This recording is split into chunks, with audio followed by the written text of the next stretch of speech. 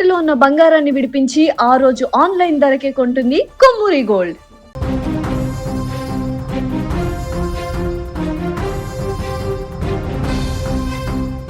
నాని నాని అంటూ ఆ చిన్నారి పిలిచే ఆ ముద్దు ముద్దు మాటలు ఆ ఇంట్లో ఇంకా ప్రతిధ్వనిస్తూనే ఉన్నాయి. తాతయ్య చెయ్యి పట్టుకొని అడుగులు వేసిన ఆ గుర్తులు ఆ వీధుల్లో ఇంకా అలాగే ఉన్నాయి. కానీ ఆ మాటలు వినిపించి ఆ అడుగుల సవ్వడి చూసి ఆ రోజులు సరిగ్గా 13 రోజులు. అవును, నానమ్మ గుండెలపై ఆడుకోవాల్సిన చిన్నారి జ్ఞానేశ్వరి కనిపించకుండా పోయి 13 రోజులు గడిచిపోయాయి. ఆ ఇల్లు ఇప్పుడు నిశ్శబ్దమైపోయింది. ఆ వృద్ధ దంపతుల కళ్ళు కన్నీటి చెరువులయ్యాయి. ఒక్కరోజు కాదు, 2 రోజులు కాదు, ఏకంగా 13 రోజులు. చిన్నారి జ్ఞానేశ్వరి మిస్సింగ్ కేసు ఇప్పుడు ప్రతి ఒక్కరిని కలిచివేస్తుంది. ఆ చిన్నారి జ్ఞాపకాలతో వారు పడుతున్న నరకయాతన వర్ణనాతీతం. మాతో చాలా మమేకంగా ఉండేదమ్మా, నాన్నమ్మ అని పలకడం రాక నాని నాని అంటూ నా వెంటే తిరిగేది అంటూ ఆ నానమ్మ ఏడుస్తుంటే ఎవరికైనా కన్నీళ్ళాగవు. పుట్టినప్పటి నుంచి ఆ చిన్నారి ఎక్కువ కాలం ఆ నానమ్మ తాతయ్యల దగ్గరే పెరిగింది.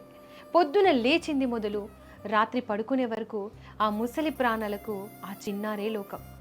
తాత తాత అంటూ తాతయ్య వెనకాలే తిరగడం, ఆ తాతయ్య చెయ్యి గట్టిగా పట్టుకొని వీధి చివర ఉన్న కొట్టుకు వెళ్ళడం, తనకు కావలసిన చాక్లెట్లు బిస్కెట్లు కొనుక్కునే వరకు ఆ తాతయ్య చెయ్యి వదలకుండా అక్కడే తిరగడం. ఇవన్నీ గుర్తొస్తుంటే ఆ తాతయ్య గుండె చెరువవుతుంది.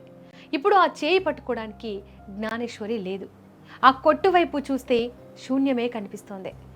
ఎప్పుడూ నవ్వుతూ ఇల్లంతా తిరుగుతూ పలకరించే ఆ చిన్నారి ఇప్పుడు కంటికి కనబడకుండా పోయింది.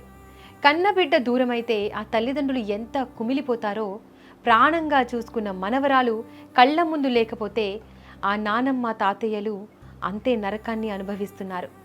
13 రోజులుగా ఆ ఇంట్లో పొయ్యి వెలగలేదు. కంటి నిండా నిద్ర కూడా లేదు. ఒక్కగానొక్క ఆశ, ఎక్కడో ఒక చోట తమ జాను తల్లి క్షేమంగా ఉండాలని, ఎలాగైనా తిరిగి రావాలని ఆ నానమ్మ పడుతున్న ఆరాటం అంతా ఇంతా కాదు. నేను ఎప్పుడూ ఆ దుర్గమ్మను పూజిస్తూ ఉంటానమ్మా.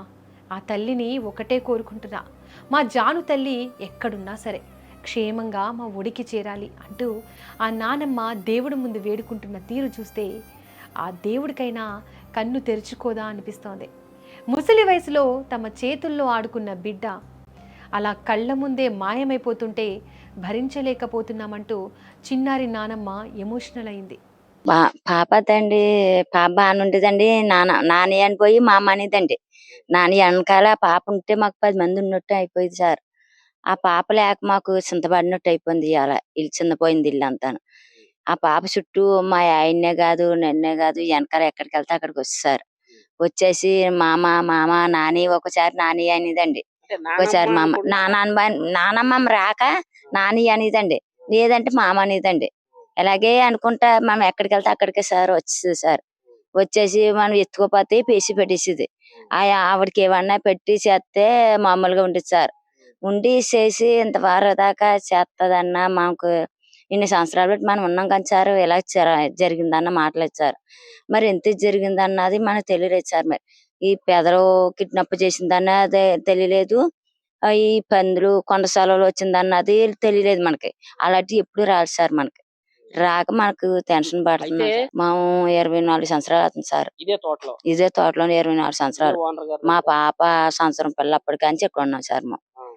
మా పాప మ్యారేజ్ పసుపాత ఇక్కడే చేశాను సార్. మా పిల్లోడు ఇక్కడే చేసుకున్నాడు సార్. అందరికి ఇక్కడే చెల్లించాం. మా సార్లు ఉన్న సార్లు బాగా చూస్తారు సార్.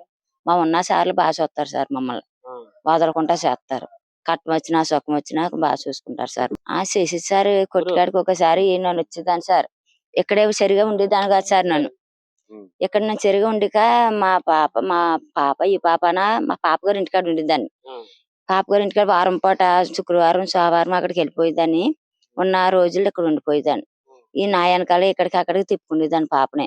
ఎక్కడికి వెళ్ళిపోయినా జరిగి సగం దూరం వెళ్ళి మళ్ళీ వెనక్కి వస్తుందండి ఏడ్చి. ఆ నాన్న గురించి చూసి ఏడ్చి వచ్చేసేది. మా దగ్గరికి ఉండేదాన్ని, ఎక్కువ నా దగ్గర ఉండి.